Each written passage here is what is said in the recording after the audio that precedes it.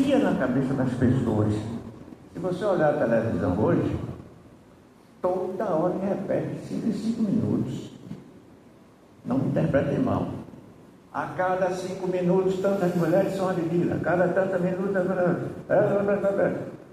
e o outro lado? Me entenderam? As mulheres têm que ser respeitadas.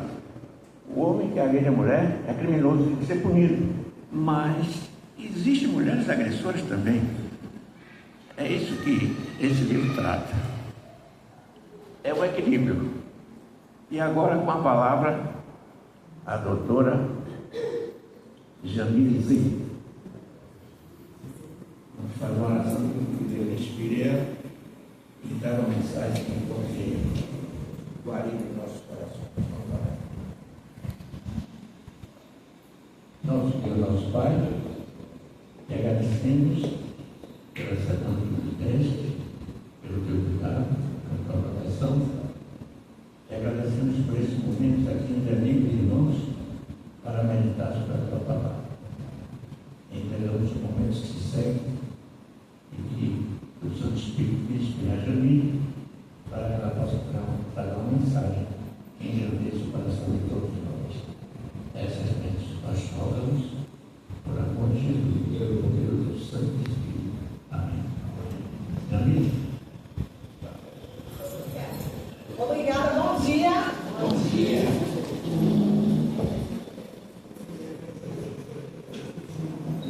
Bom dia, feliz sábado, que alegria estar aqui entre vocês.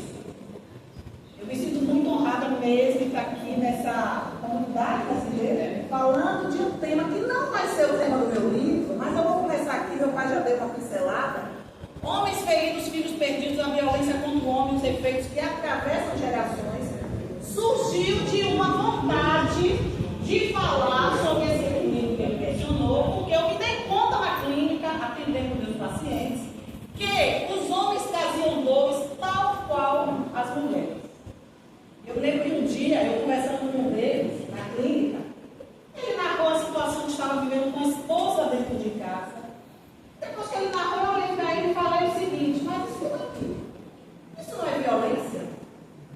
Quando eu fiz o questionamento que isso não é violência, ele parou, olhou para mim e eu entendi que nem ele tinha se dado conta de que ele estava vivendo uma situação de abuso e de violência. Depois disso eu comecei a estudar esse fenômeno sozinha e decidi, ao decidir entrar no doutorado, eu decidi estudar esse tema e aprofundar esse tema. Curiosamente, quando eu busquei uma orientadora, nenhuma mulher, as universidades públicas quis me orientar.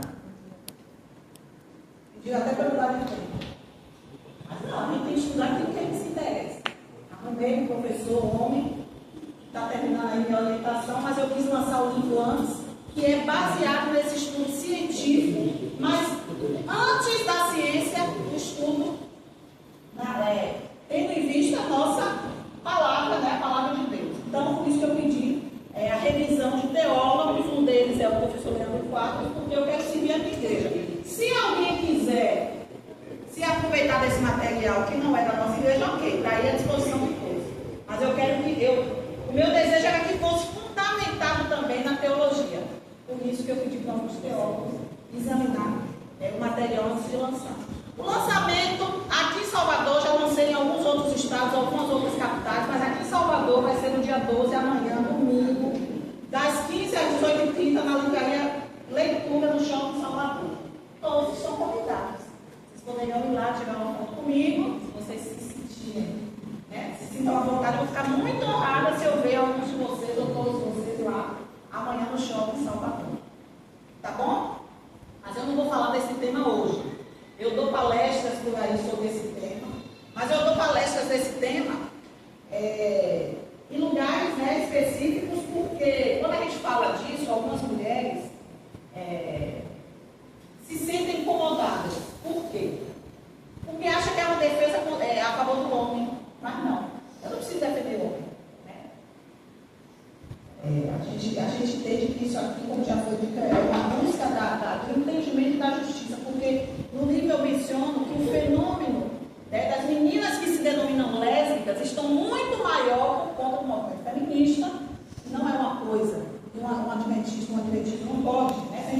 a profundidade disso, a gente vai entender que a gente não pode levantar a bandeira do feminismo. Né? E esse fenômeno das meninas lésbicas está muito baseado nisso. Porque o homem não presta, o homem é estorvo, tudo de ruim é o homem. E a gente tem algumas narrativas aqui no livro, né, de histórias reais contadas com autorização de homens que sofreram situações tão agressivas quanto as mulheres sofrem também com homens. Em proporção um pouco menor quando se fala de violência física, ou bem menor, porque o homem tem mais testosterona, tem mais força física, né? Eles têm isso, mas os 6 tipos de abuso que a gente vê por aí, que mulher sofre, homem também. Abuso físico, psicológico, moral, patrimonial, abuso jurídico, denúncias falsas, aonde os homens levam muitas vezes a vida para provar que não fez o que ele foi acusado de ter feito. Síndrome da mulher de Potifar, na Bíblia, a história da mulher de Potifar, o que ela fez? Quando Potifar, aliás, quando José disse, não te quero, aí ela disse, é assim, então pega aí que você vai ver. E ela tentou destruir a vida de José. Né? No judiciário tem esse termo, síndrome da mulher de Potifar, que nada mais é que mulheres motivadas pela raiva, por ter recebido não, também cometem denúncias falsas. Né? E aí a gente pode ter horas aqui falando desse assunto. Mas, como eu disse para vocês, eu não vou falar desse assunto porque eu quero hoje falar dos inimigos do nosso coração e a família desconfigurou aí um pouco, mas quais são os inimigos do coração? E agora eu passo para o tema desta manhã. Nós temos inimigos do nosso coração? Sim, eu vou provar aqui para vocês que tem 7 coisas que nos puxam para baixo. De 100% de nós que estamos aqui, tem 7 coisas que nos atrapalham e nos puxam para baixo. Eu vou dizer para vocês qual é. Aí você vai ver qual é a sua realidade. E aí eu vou aqui rapidamente passar essas 7 coisas. Que nos atrapalham em tudo na vida, né? Primeira coisa, colocar muita coisa para dentro, que é a gula. Tem gente que come mais. E isso é um problema. E a gula pode levar a um segundo problema, né? Que é a preguiça. Quem come demais vai ter preguiça, sim ou não? Come um monte hoje, meio-dia. Toma um monte de bebida por cima, de suco, e depois come uma bandeja de doce. O que é que vai vir depois? Funciona. Claro. Essa funciona. Né? Uma outra coisa também que nos puxa para baixo é a demasiada reação às situações, que é a raiva, a ira. Tem gente muito iracundo, também a preguiça, já falei. Uma outra coisa que nos puxa para baixo é o prazer sensível demais, que é a lascívia. Gente, ninguém vive o tempo todo no mundo do prazer, mas tem gente que quer viver o tempo todo nas coisas prazerosas da vida. Muita preocupação com coisa material, que é a avareza, querer ser igual ao próximo, que é a inveja, e achar que a última Coca-Cola gelada do deserto, que é a soberba. Qual é a sua dificuldade? Qual é, né, a situação que te puxa para baixo? Nós somos iguais, mas nós somos diferentes. Às vezes a gente pergunta assim, nós somos iguais? Aí as crianças, né, dizem, sim, nós somos iguais. Assim a gente ensina, né, e aprende que nós somos iguais. Sim ou não? Mas nós somos também diferentes. Eu aprendi uma coisa com o meu filho, que está ali, está terminando esse ano a odontologia. E uma vez, lá no começo do curso, estava polindo os dentes, porque tinha que fazer uma cara dentária, e eu ouvi aquilo, eu disse assim, meu filho está bom. Ele disse, mamãe, eu preciso direitar esse dente aqui, porque os dentes têm que sair do jeito certo, porque os dentes são iguais. Eu falei, como assim? Ele disse, não, o molar, o premolar, o incisivo, eles são iguais na boca das pessoas. Eu não entendi na hora o que ele quis dizer, né? Tanto é que a fósseis ou o alicate que arranca o dente, de um dente na boca de uma pessoa, na boca de todo mundo igual, porque a pegada vai ser a mesma. Né? Você entender isso depois. Mas se a gente sorrir, os dentes são diferentes, né? Mas são iguais.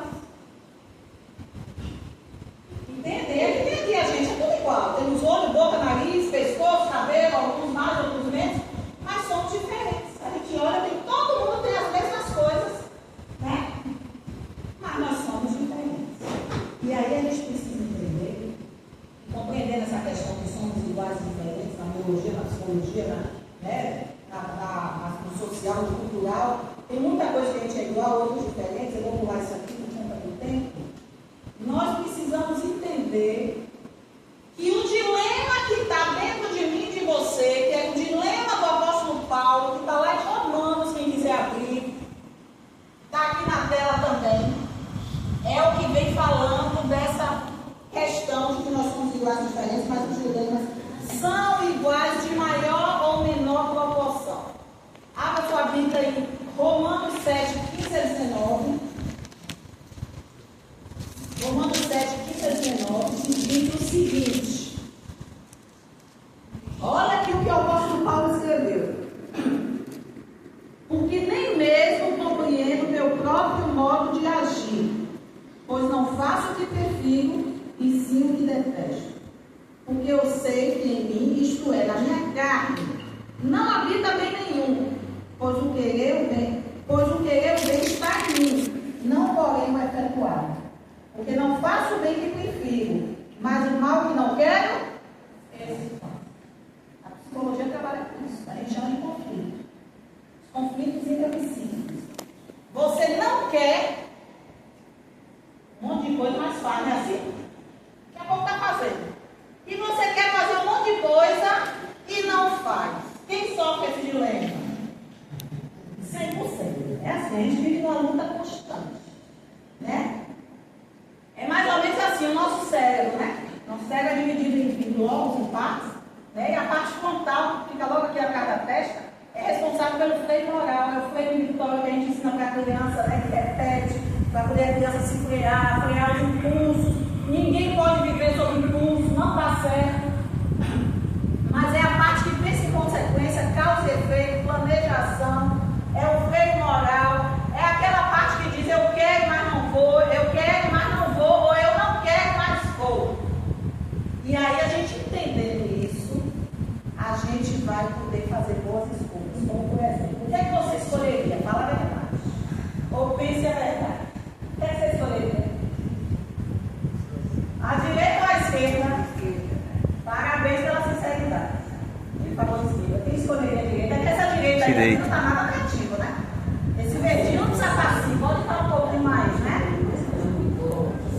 Mas será que a gente não poderia escolher a direita e a esquerda? Um pouquinho da esquerda e a direita primeiro? Né?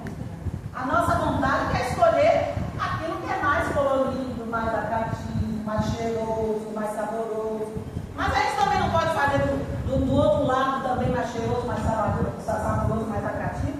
Mas o nosso cérebro tende a puxar a gente para aquilo que é mais prazeroso, para aquilo que é mais fácil, para aquilo que é mais conveniente. Por isso que você e eu somos os responsáveis, isso aqui todo mundo já sabe. Agora, o que é que isso tem a ver com família, com mente, com emoção, né? A desconfiguração aqui, mas nesse slide está escrito o seguinte: mente e coração, as decisões estão interligadas. E aí eu pergunto, como é que anda seu coração e o coração dos seus amados? Não o coração órgão, mas o coração emoção. Eu trouxe aqui um estudo, eu quero falar aqui para vocês, desse estudo fantástico. É um estudo da universidade, preste atenção nesse estudo, Universidade de Washington, Estados Unidos. Eles fazem esse estudo anual para poder oferecer para as políticas públicas de saúde pelo mundo o motivo pelos quais as pessoas morrem. Por que as pessoas morrem? Washington, universidade, tem o Instituto de Médicas e Avaliação de Saúde, faz esse estudo. Por quê? E aí os países vão saber o que é que tem que investir em equipamento do hospital, que tratamento é que tem que fazer, como é que tem que trabalhar as políticas públicas, dependendo da forma que as pessoas morrem. Se vai desenvolver mais vacina, se vai desenvolver mais algum medicamento. Então eles fazem esse estudo e dizem assim, olha, no Brasil, tantas pessoas morreram por isso, nos Estados Unidos, nos países que solicitam essa pesquisa, tá? Uma pesquisa muito ampla.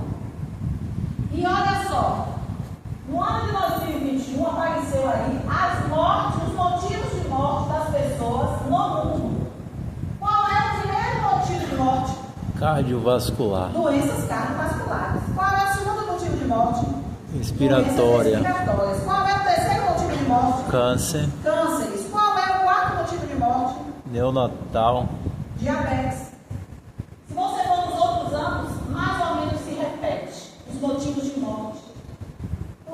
cardiovasculares, cânceres. Aí eu estudo em 2016, doenças cardiovasculares, diabetes, câncer, fica nisso. E aí tem outros motivos de morte. O interessante, sabe o que é? Olha só. Se a gente pegar os motivos de morte evitáveis e inevitáveis, por exemplo, motivos de morte inevitável, tá? Vamos pensar aqui. Vamos imaginar que você está lá nas Maldivas passando suas férias e vem uma onda gigante e acaba com tudo. Você pode evitar essa morte? Não. Ou você está dirigindo seu carro aqui na paralela e daqui a pouco vem um capotamento do caminhão e estraçalha com tudo. Isso não evitou. Não pode evitar. Ou, por exemplo, está no restaurante, vem um louco terrorista e explode uma bomba e mata todo mundo que está ali. Ou um terremoto, um maremoto, um tsunami, um assalto, um incêndio no lugar que é errado que você está, um avião que cai. São as mortes inevitáveis. Você não pode evitar. Está entendendo? Pois é. Aí eu vou fazer um cálculo. Se a gente pegar o número de causas de mortes evitáveis relacionadas à saúde, diabetes, câncer, não digo genéticos, tá? As doenças cardiovasculares, por má alimentação, por meio de uma diabetes, essas coisas todas. A gente teve, no ano 2023, 43.563 mil, aliás, 43.563 mil mortes. Se a gente dividir pelas causas de morte não relacionadas à saúde e não evitáveis, aí o valor, 2.379.000. Se a gente dividir, a gente vai chegar ao número de mortes por causas evitáveis relacionadas à saúde, são 18 vezes maior. As pessoas morrem 18 vezes mais por situações que elas poderiam evitar se tão somente usassem os recursos que nós, adventistas do sétimo dia, temos aqui atualmente. E isso tem muito a ver também, não só com tomar sol, beber, aquelas coisas que a gente já sabe, né? Uma criancinha pequena começou a falar, ela tem que saber os 8 remédios da natureza. Né? Ela tem que estar impregnado dentro de todos nós. E temos essa doutrina, nós somos o templo do Espírito Santo. Não tem discussão nisso, já tem que seguir, porque é isso, nós, né? O Espírito de Deus habita em nós. E entra também aqui uma questão que eu quero trazer para vocês. O que é que isso tem a ver com a minha área? Estudo de sentimentos, emoções, doenças mentais, saúde mental, doença mental. O que é que tudo isso tem a ver? As emoções e a saúde mental influenciam diretamente no surgimento quanto na evolução das doenças evitáveis. Por exemplo, uma pessoa ansiosa come demais. Uma pessoa ansiosa vai mergulha na caixa de bombom. Uma pessoa ansiosa, né? Uma pessoa nervosa, iracunda, irada, derrama muito cortisol no sangue. O cortisol atrapalha, né? Fica aqui nas sucralinases, onde é metabolizado o cortisol, ela vai derramar no seu sangue. Além da conta, esse cortisol que vai atrapalhar e surgir, inclusive, doenças cardiovasculares. Vai comprometer também na metabolização da insulina, a circunferência abdominal vai aumentar por causa do cortisol que vem da raiva. É tudo interligado. Então, obviamente, estão profundamente conectados e fatores emocionais podem ser gatilhos, agravantes, obstáculos, tanto a prevenção quanto ao tratamento.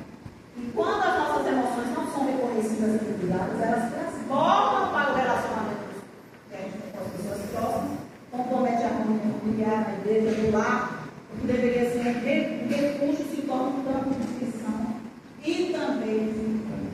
Por isso, eu quero aqui passar rapidamente os 7 limites do coração que redundam em nosso comportamento. Eu vou começar com esse aqui. Raiva. Quem aqui já sentiu raiva? 100%. A raiva em si não é ruim. A raiva faz parte do comportamento humano. A Bíblia, inclusive, franqueia a gente a sentir raiva, permite, ou seja, a palavra de Deus diz assim, ó, irai-vos, mas não. A psicologia diz assim, ó, pode ter raiva, só não atua. Atuação, quer dizer, ou só não coloca aquela raiva de modo que você transborde. A não ser que a raiva vá, por exemplo, a luta pela violência, né?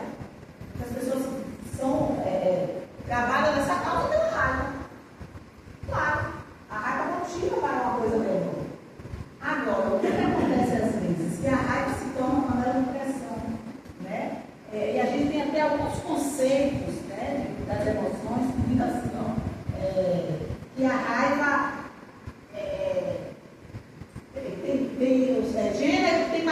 de hoje, né? Que a mulher é mais raivosa, que o homem é mais razão, a mulher é mais emoção. Você já ouviu isso?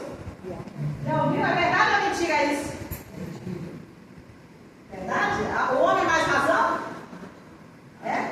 A mulher é mais emoção? Eu poderia ficar uma hora aqui explicando, isso não é verdade. Alguém disse uma fonte primária uma vez, foi repetindo nas fontes secundárias, repetindo, a gente nem sabe o futuro. E a gente acredita nisso, só que se a gente diz que o homem é razão, a gente tira empatia do homem. Aliás, o homem é razão, a gente tira empatia do homem. O homem também tem emoção, o homem também sente, o homem também tem raiva, o homem também tem medo, o homem também tem impulsos. E se a gente disser que a mulher é só emoção, a gente deixa a mulher como uma burra. Porque emoção o tempo todo a gente certa. Tem mulher até mais razão do que os homens. Concorda ou discorda? Concordo. Tem um capítulo do livro inteiro que eu falo sobre isso. Abuso simbólico. Você determina um gênero, que o gênero é aquilo, e todo mundo acredita que não é verdade. A gente precisa ter esse fundamento para a gente também entender. Como a mãe lida com o filho homem, como lida com a filha mulher. Desenvolver a razão nas meninas, sim, tem que ter racionalidade. Deixar o homem ser emocional, chorar quando precisa. E por aí vai. Agora ela diz, quais são as causas da raiva, né? Está aqui para vocês, né? A gente espera que nosso time ganhe, que as pessoas nos escutem, que a gente seja validado o tempo todo, que nos reconheça, que o governo seja honesto, que façam o que a gente imagina que deveria ser feito, e a vida não funciona assim. A vida não funciona assim. Aí as pessoas vão ficando com raiva, né, por causa das suas expectativas frustradas. A raiva também pode ser passiva. A raiva passiva é aquela assim, eu não digo nada, mas eu atuo, eu falei para vocês, né? Como é a raiva passiva? Olha aqui, ó. Vai dormir, não conversa, nas costas, provoca outra pessoa, até outra pessoa sair do sério, evita contato visual. A crítica, né? Para poder a pessoa sair do sério. E tem a raiva ativa, que é aquela coisa mais declarada.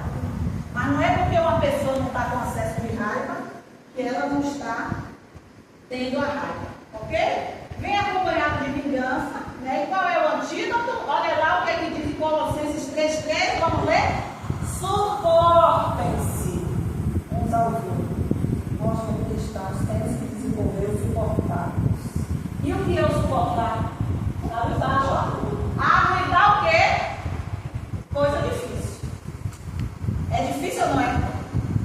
É. Mas essa é o primeiro inimigo do coração, que às vezes, se for mal calibrado, pode trazer problema em todas as esferas. Aí vem depois a ganância, que é a avareza. O que é a ganância? O que é a ganância? O que é? Querer excesso. Olha, pensa que está em dívida com ele mesmo, sempre quer mais, nunca está satisfeito, é o desejo intenso e egoísta de ter mais. Não está bom nunca. E a pessoa, às vezes, né, pensa assim, mas eu não estou ganancioso, é ambição. Não, a ambição é diferente de ganância. Não tem problema nenhum a gente ter a ambição de melhorar a vida, colocar os filhos numa boa escola, dar uma boa educação, trocar o carro, melhorar a vida, trocar o imóvel, fazer boas viagens, não tem problema nenhum. Tem ambição. Agora tem uma linha tênue da ambição quando passa a ganância. E aí o que é que isso acontece, né? A gente precisa entender que isso pode levar a rompimento dos relacionamentos, a agressividade, a ira, a raiva, né? O antídoto para isso, olha só, entender as razões, fazer autoanálise, trabalhar a generosidade, praticar a grandiosidade de várias formas, né? A doação é uma coisa que aqui na igreja a gente tem muito, mas não é doar aquilo que você acha que a pessoa precisa, é aquilo que realmente a pessoa precisa, né? E aí é a empatia, né? A empatia, o que é empatia? Alguém quer me dizer? Quando a gente pergunta o que é empatia, Se colocar no lado do outro. Empatia é se colocar no lugar do outro. É difícil. Por quê? Se uma pessoa está com um filho com uma doença terminal, não lê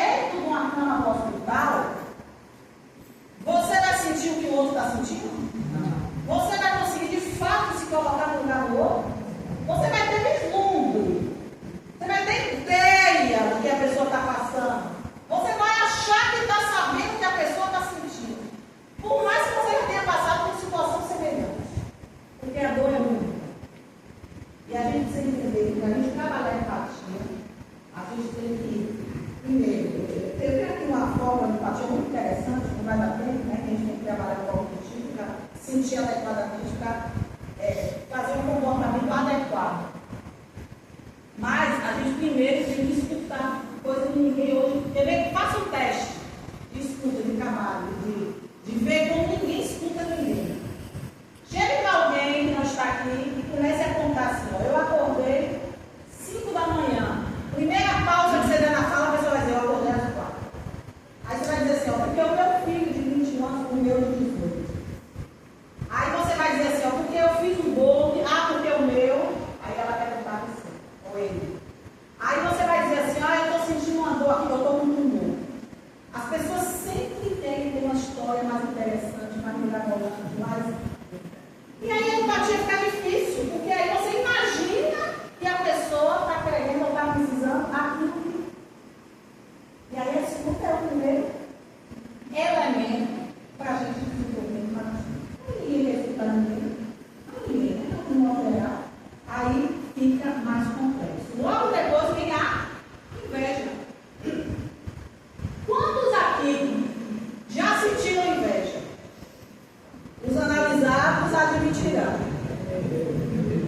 Sabe por quê? Porque a inveja é um sentimento, um pecado oculto. Sabiam disso? As pessoas até dizem assim, ó, comi muito, comi demais, comi não sei quantas palavras, os adolescentes gostam de dizer, né? Comi não sei quantos pedaços de pizza no rodízio, né? Ou diz assim, ai que raiva, que ódio de fulano, as pessoas dizem. Ou as pessoas dizem assim, ó, vou dormir no sábado, a tarde toda, que é a preguiça, que é a rua. Mas as pessoas não dizem, como eu tenho profunda inveja de você. Eu tenho inveja do seu carro, eu tenho inveja da sua casa. As pessoas não dizem isso. E o dado interessante é que quanto mais a pessoa é próxima da outra, mais inveja se tem. E, olha, o mendigo vai invejar mais o mendigo. O mendigo vai invejar o milionário. O mendigo vai invejar o mendigo do lado que está com o colchão seco num dia de chuva. Ele não vai ter inveja do milionário que passou com seu carrão ali, entendeu? Ninguém aqui vai ter inveja de José do Egito e da rainha de Sabá. Mas o colega do lado, a cunhada, a vizinha da casa do lado, faça um teste. Chegue para alguém que não está aqui e diga o seguinte: fui promovida no meu trabalho, meu salário triplicou, comprei o triplex do lançamento aqui em Salvador, que eu não sei qual é. Paguei não sei quantos milhões, estou mudando para lá. Estou indo para Dubai não agora. Estou indo para fazer aquele cruzeiro de 3 meses, já viu que tem um cruzeiro de 3 meses falando no mundo. E você pode ser que, a depender de quem você contar, o olhar do outro. Se você tiver um pouquinho de atenção, você vai perceber. Entende o que eu estou dizendo? Agora chega e diga, perdi o emprego, estou devendo tudo, me descobri doente.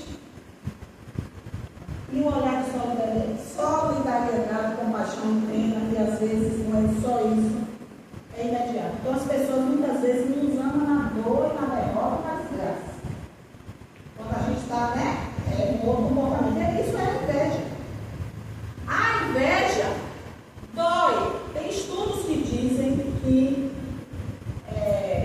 a inveja mexe uma parte do cérebro que é justamente a mesma parte da dor física, né?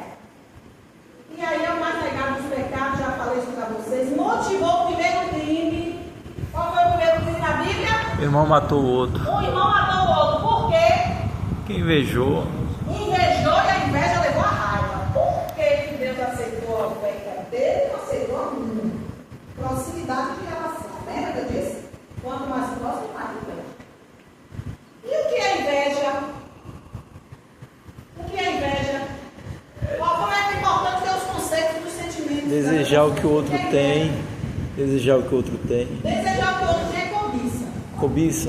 Sabe por quê? A cobiça é assim, ó. Eu posso desejar uma camisa sua, você tem, eu vou lá, pergunto, poxa, eu quero uma camisa dessa, onde é que eu consigo? Onde é que eu compro? Eu quero um sapato desse, eu quero uma viagem dessa. É a cobiça. O problema que a Bíblia fala, não cobiçarás, é porque a gente às vezes se entra numa situação de querer aquilo que a gente não pode ter. Se eu não posso ter, não cobice. Ou coisas que jamais você terá. Ninguém pode cobiçar o marido ou o outro, por exemplo.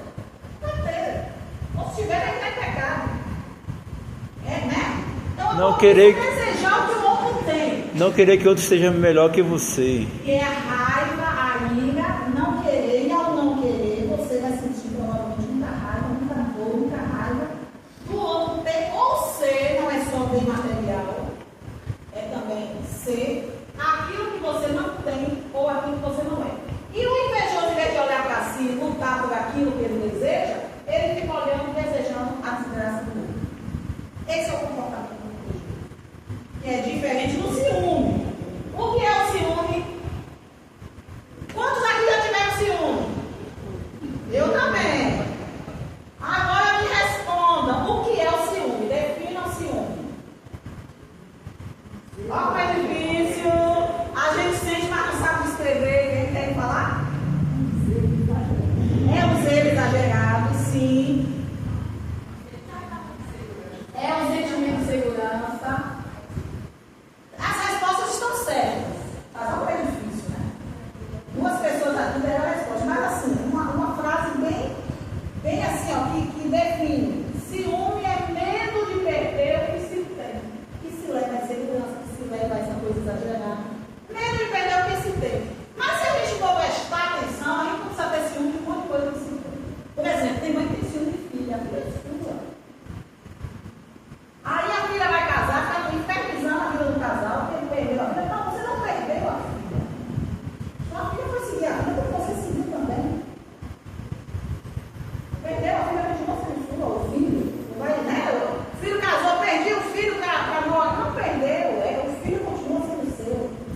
Aí fica aquele ciúme, aquela guerra familiar, aquela coisa, né? Que conhece. E as sogras, um estereótipo que eu mesmo quero, esse estereótipo. Por isso que eu digo assim, ó, se a gente trata a sogra ruim, mal, a gente está ensinando os filhos como quer ser tratado. Quando a gente for sogra. Entende? Isso tem que ter cuidado. Aí a gente ensina ou nora, tanto faz. Sogra, nora, tanto faz. Genro, nora, tanto faz. Mas eu preciso avançar aqui. Olha como é importante a gente conhecer os conceitos do que a gente sente. O invejoso, olha aqui, ó, como ela tem, mas o invejoso, ele tem comportamento fácil de notar, tá aqui, se vocês quiserem depois eu disponho para vocês. E o antídoto da inveja é a gratidão, como diz em Filipenses.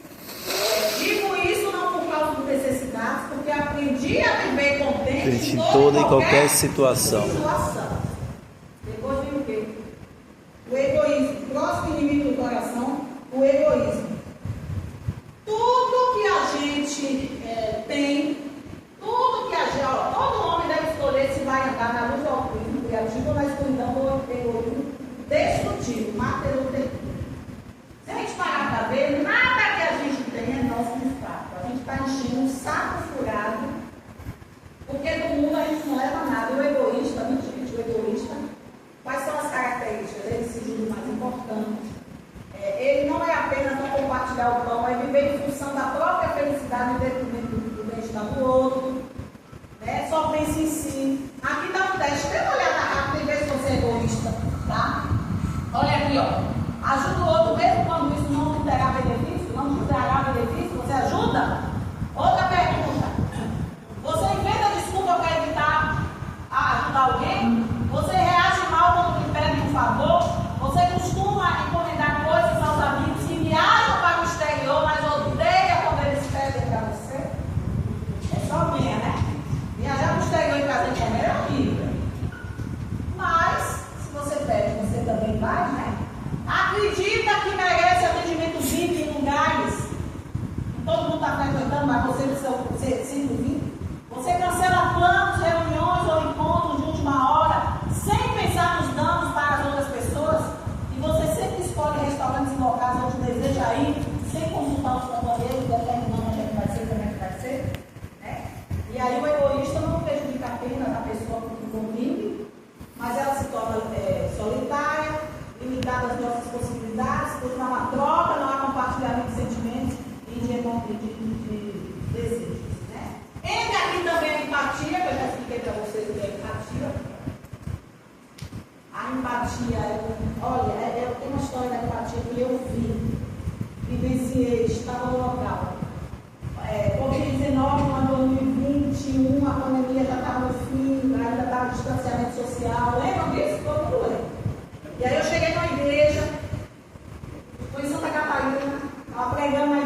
pessoas assim um pouco mais afastadas, mas já tinha voltado para acontecer, né? Assim como a gente está aqui. Então, uma mulher pelo fundo, eu estava terminando a minha fala, com duas crianças segurando a mão, as crianças visivelmente sujas, mal vestidas, despenteadas, e ela também. Chegou, sentou, terminou ali, assistiu o resto tudo, e no final não tinha movimento, mas chegou dois, não sei se era ancião, diácono, duas pessoas lá, foram perguntar a mulher, né, de onde ela é, a mulher visivelmente não parecia uma adventista, uma cristã. E aí ela começou a conversar ali, meia dúzia de palavras, e aí alguém disse assim, busca lá duas para ela no fundo. Foram lá atrás e trouxeram duas cestas básicas. Disse, aqui é um presente da nossa igreja para você. Volte sempre, a gente pode oferecer o estudo bíblico, claro, está tudo certo até aí, vamos trazer, né, para o nosso grupo, vamos dar o estudo. E aí quando ela olhou aquelas duas cestas básicas, aí o irmão dizia, a gente vai te levar em casa. Ela levou o presente, está com duas crianças. Aí ela disse assim, não precisa, muito obrigada, põe no meu carro. Aí quando o homem pegou a chave do carro, eu não sabia nem abrir o carro. Deu aquele carro, aquela mulher, é uma igreja de médio poder aquisitivo, mas aquele carro destoava de todos os demais carros do mundo. Aí eu olhava para a mulher, quem é essa mulher? Aí, por lá, cochicharam, né, sem graça, voltaram do carro, a mulher voltou. E aí sim começaram com o primeiro passo para se entender, para exercer empatia, que é o que eu falei? Escutar. Aí começou o diálogo para escutar. Aí se entendeu, resumindo, aquela mulher tinha perdido o marido por Covid-19. Dias atrás, a família estava toda no exterior, não conseguia ver. Ela estava com aquelas duas crianças em casa. Não conseguia ficar o outro com as crianças. Destroçada, destruída. Não pode se ter o marido. E aí, ao ela conversar, descobriu que o marido dela era dono da maior transportadora daquela cidade. Aquela mulher poderia dar 10, 15, 20, 50 cestas básicas por dia. Cada dia ganha uns 50 a 100. Como 500 rolas no mês. E a pessoa foi com duas cestas básicas, porque os filhos estavam com roupa suja, mal vestida, despenteada, é pobre. O diagnóstico foi, a conclusão foi, é pobre. Se é pobre, está com fome. Se está com fome, toma aqui cesta básica.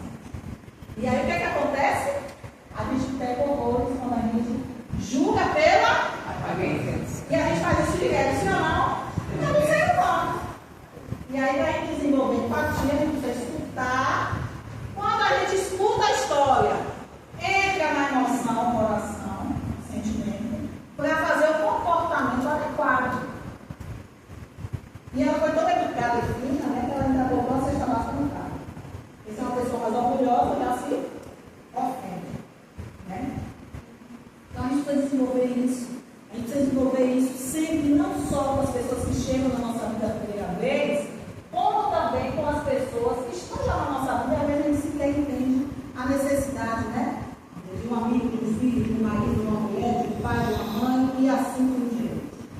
Próximo, já estou chegando ao fim, é olha aqui, quem nunca mentiu?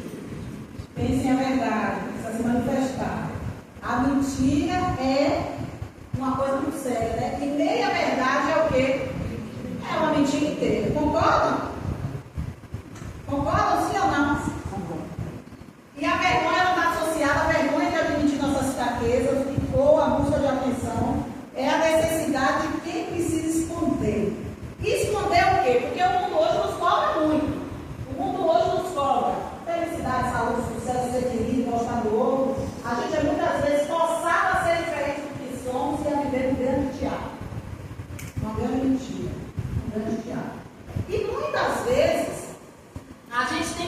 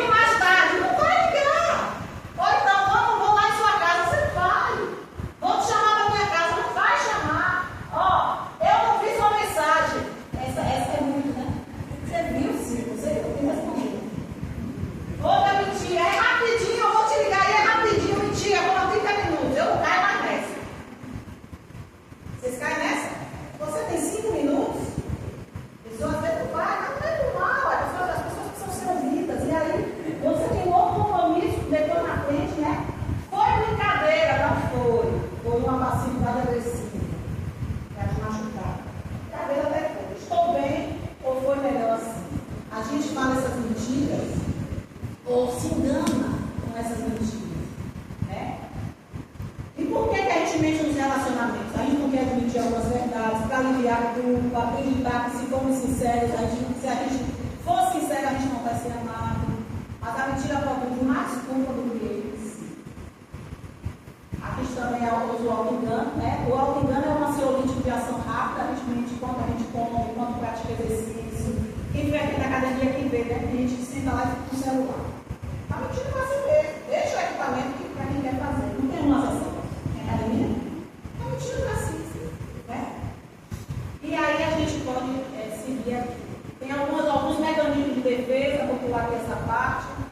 Aí depois vem a culpa, né? A culpa é aquele sentimento de que você fez alguma coisa que não deveria ter feito e não se perdoou, tá? A culpa tem um lado positivo, porque quem não tem culpa são os psicopatas, mas a partir do momento que Deus te perdoou e você não vai repetir o erro, a gente tem que trabalhar com o auto-perdão, que é uma coisa fundamental. A gente se culpa por algo que você fez, ok? Tem a culpa também por algo que você não fez, mas gostaria de ter feito, aí já tem a culpa de ter pensado.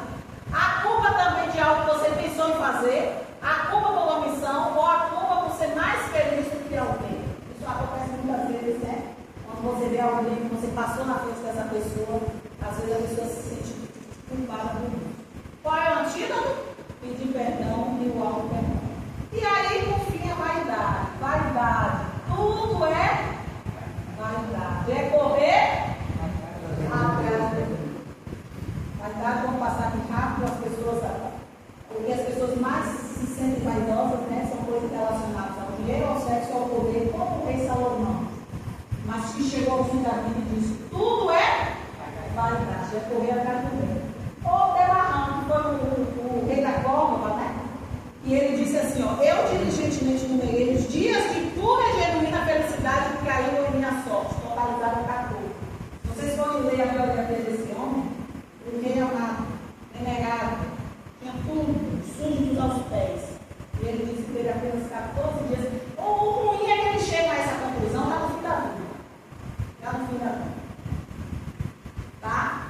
Então, o antídoto é sentido de propósito. Eu quero terminar aqui dizendo para vocês que de tudo isso é um controle muito grande, não é fácil a gente ter o entendimento de tudo isso, ter esse autocontrole, saber calibrar de acordo com a necessidade de cada um, dentro de cada contexto, de cada momento. Isso é um treinamento que a gente vai fazendo no decorrer da vida.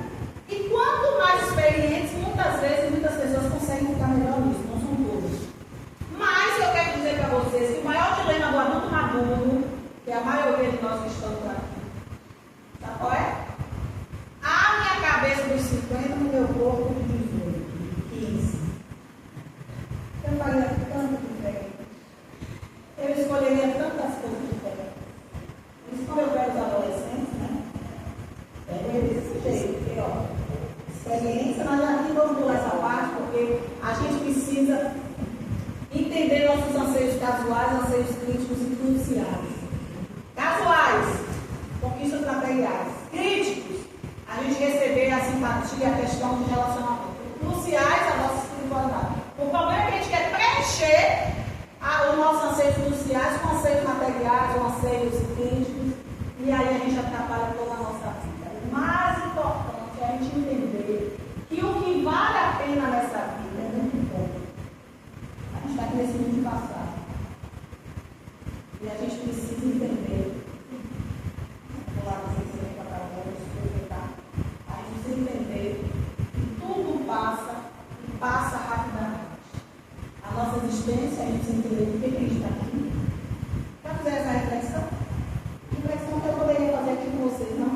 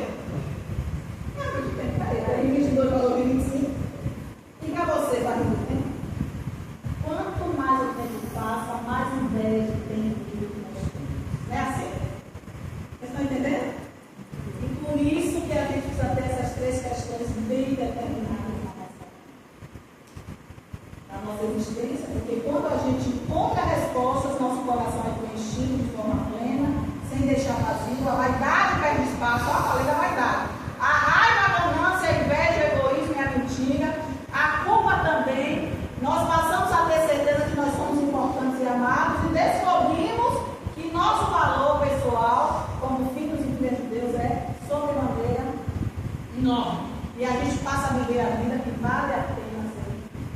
Nós possamos ter esse tempo. Afinal de contas, tudo passa rapidamente. A gente não pode deixar a gente se atrapalhar desses sentimentos e emoções mal calibrados. E eu encerro fazendo a seguinte pergunta. Aliás, tudo passa rapidamente, como diz Salmo 90 vezes. Quem aqui está nesse momento passando por um ou alguns problemas na vida nesse momento? Eu também tenho esse problema. Quero dizer para vocês, que levantaram a mão, uma coisa que você já deve ter ouvido. Vai passar. Tudo passa. Seja qual for o problema que a gente enfrenta, passa. Às vezes é o problema de um dia, né? No fim do dia resolveu, às vezes é mais tempo. Às vezes é problema que se arrasta, mas passa. Como outros problemas na sua vida, você nem lembra. Nem lembra, já passou. E todos aqui estão vivendo momentos bons. Eu tenho problema, mas tem momentos bons. Aproveite, porque também vai passar. As coisas boas também passam. Como diz a palavra de Deus, Salmo 90, tudo passa rapidamente. Tem um cemitério lá em Minas Gerais. Tem um também lá em Portugal, em Évora. Alguém já foi lá nesse cemitério? Tem um cemitério que diz assim na entrada, né? Nós que aqui estamos, por vós aguardando. A outra Minas Gerais diz assim, ó, és o que fomos, serás o que somos. A gente ri porque a gente nega a morte, tá? Então tem que rir mesmo. Mas, quando eu vi essa coisa, eu disse, opa, eu não. Eu tenho esse lado, não é cemitério, é uma capela dos ossos. A capela é feita de tíbias, falanginhas, falangeiras, crânios, costelas, porque os monges naquele lugar tinham 14 cemitérios desativados, eles quiseram fazer uma reflexão sobre a vida, e eles fizeram a capela de ossos, os bancos, os candelabros, é tudo de osso humano, tá? Para essa reflexão. Aí quando eu vi isso, eu disse, opa, eu não, porque o meu corpo deixará de ser corruptível para ser rica agora. E eu e você possamos ter essa condição. A gente vê o que importa nessa vida, como coisinhas que às vezes a gente vai motivado pelas emoções, não nada. E Deus abençoe a mim vocês. Foi um prazer estar aqui com vocês. E, se for da sua vontade, espero amanhã vocês lá no shopping. Tá bom? Um feliz sábado a todos vocês. Shabbat Shalom. Vamos ficar em pé para a gente orar e finalizar esse culto. Senhor Jesus, graças te damos, meu Deus, por esse sábado aqui na tua santa casa de oração, podendo falar, ouvir, receber o teu Espírito em nossos corações. A gente possa passar esse sábado, mais esse sábado na nossa vida, com a tua graça. E nesse momento eu te peço que a graça de Jesus, o amor de Deus o Pai e a comunhão do Espírito esteja em cada um de nós, em nome de Jesus. Amém. Quantos gostariam de agradecer a Jamila e família? Glória a Deus. Eu que